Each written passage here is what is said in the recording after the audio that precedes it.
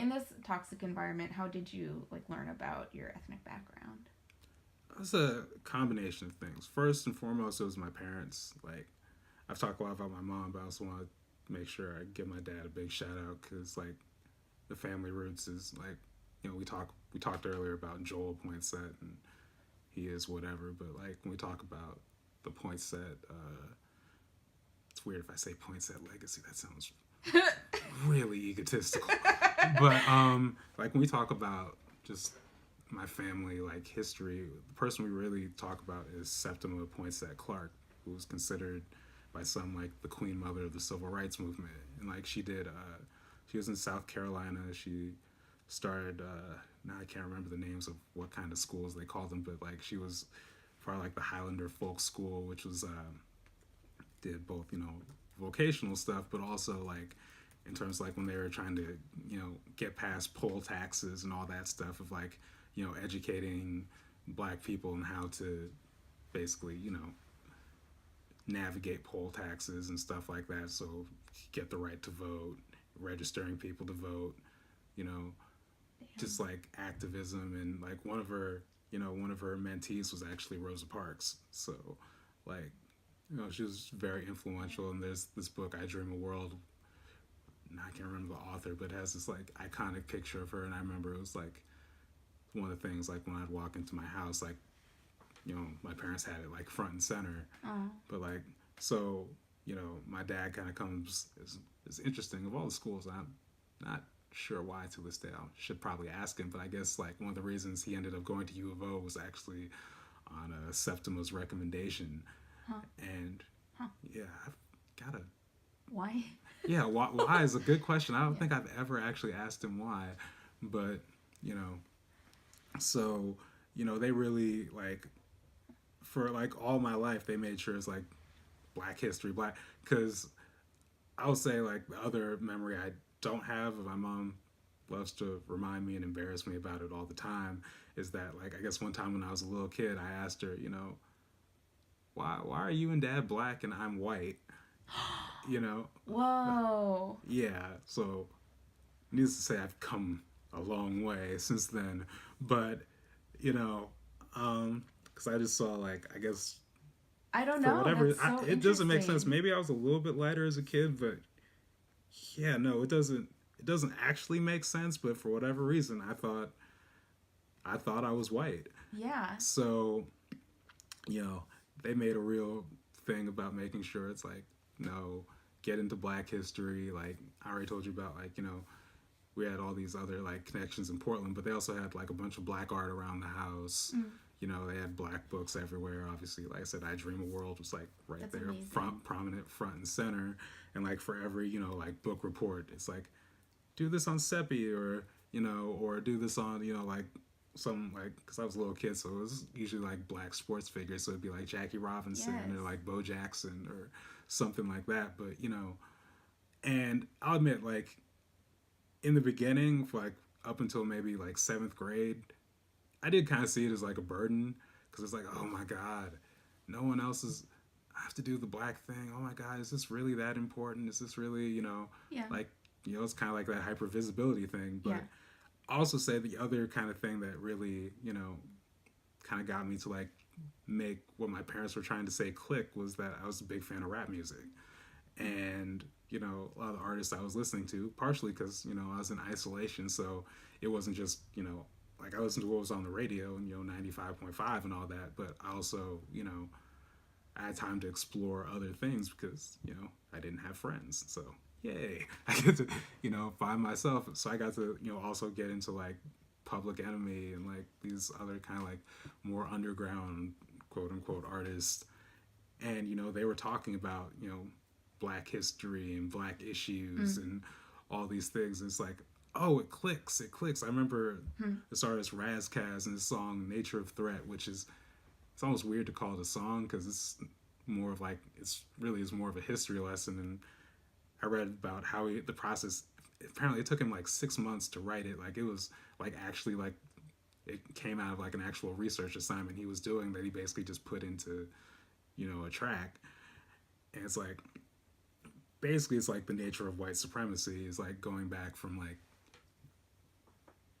not the beginning of history, but like, thousands and thousands of years ago. And basically, the song came out in, I want to say, 96. So it's like thousands of years back to the present. He basically just lays it all out there. And I remember he had this one particular line about, it was about like Jesus not being, this white guy we see, and his name is actually Yahshua ben Yosef or something. And I was like, really? So, I looked that up, and my dad was reading I forget if it was Popular Science or Popular Mechanics, but whichever magazine, whichever the title was, there was one issue with, like, historians want to show you like the true face of Jesus, and instead of, the guy I saw in the stained glass windows of the church, the, white guy or whatever, it's this guy who kind of like this brown skin kind of, I joked like he looked kind of like Saddam Hussein when they pulled him out of the hole.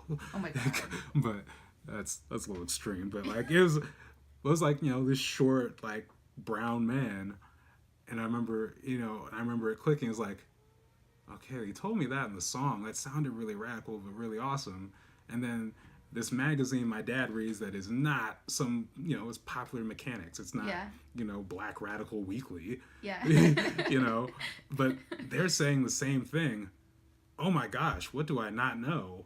And then I got like really into like reading, just like reading whatever I could. There was this book, was it Forced into Glory? It's like Abraham Lincoln's White Dream.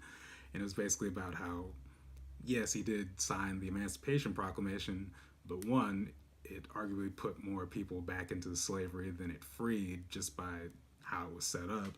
And then also that in his life, it wasn't that he loved black people so much. No, he was extremely racist. But, basically just kind of like exposing that.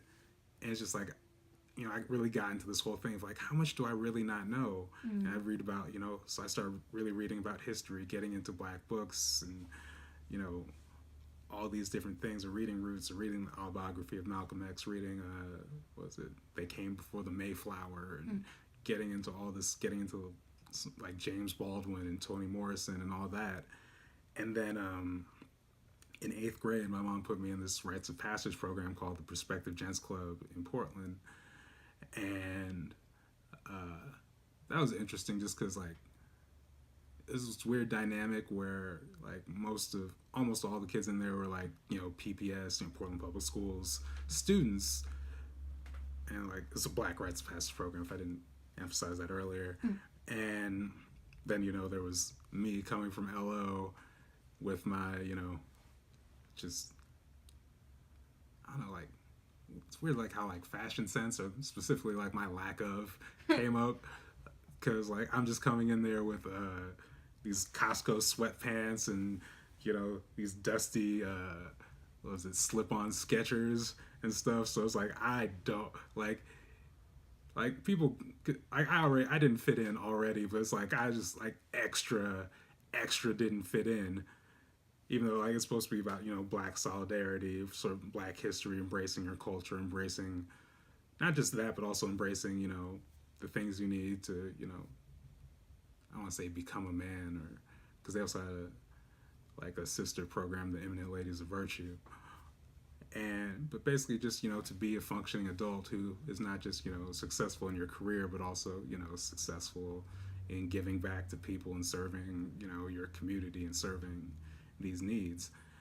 So, and they had this system where it's like in 8th grade, they had the Simbachanga program, which is like the lead into the gents. And then if you go through the high school program, they had like the Agape Circle is sort of like, the like graduates and sort of like the lifelong networking thing. But like they had a whole system. They had, they had buy-in from all the Portland public schools. They do this like Kwanzaa Gala every year. And it's like they're a very known organization. They're very, they just did a lot of things. But so I got into that, and like, they also did like these history lessons where it's kind of like some of these same things I was, picking up either from my parents or picking up from the music were once again being reinforced. But it was, in this environment where it's like I was having, black men were my primary teachers in this case. And so you had that dynamic, but you also had, the kids being kids dynamic as well. So it's like I said, I didn't fit in, and like I remember like no one talked to me for like weeks until we had we do like these Monday game nights at Friends of the Children in Portland, and like it usually like we'd have like some other thing we try to do, but it usually just evolve into like let's play pickup basketball because basketball is fun, and we're in a gym with basketballs. It's either that or playing like bump or one of those other games or whatever. So then, and it's funny that it happened like this because it's kind of happened the same way when I transferred to Forest Hills. Actually, it happened pretty much the exact same way as like, people wouldn't talk to me then either. And then we'd have some, like, in Forest Hills it was recess, and gents it was, basketball night, but basically, we played, and then people learned, oh, snap, he can, like, he's better at basketball than all of us. Let's in slip-on Skechers. Yeah, in slip-on Skechers, in sweatpants and slip-on Skechers, and very overactive sweat glands. So just like super awkward in all the ways. And keep in mind, I'm still this reserved kid who doesn't like. It's not just that no one will talk to me. I'm also shy and I don't want to talk to anyone else. Yeah. But I get on the basketball court. I'm hitting threes in people's eye. I'm playing this like. Because like it's funny, in 8th grade everyone thinks they have these crazy handles and everything, so then you just play defense. It's just like, nope, I'm gonna take that. Nope, steal that. Not to get my stance on camera, but yeah, you don't want to give away too much. Yeah.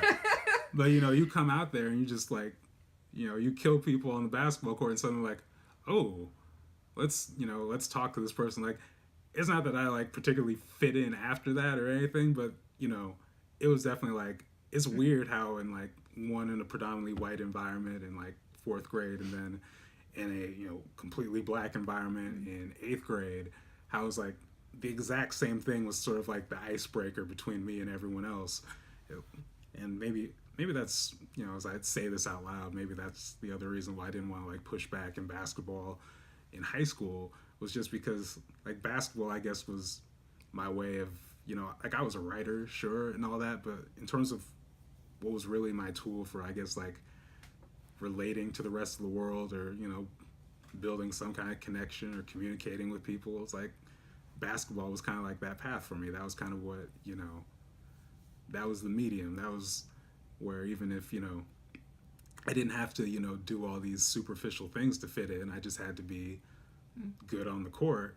And people would be interested, or people would be would just see not the humanity in me, but just I wouldn't be as just like such a it wouldn't be so awkward and stand outish. So yeah, that's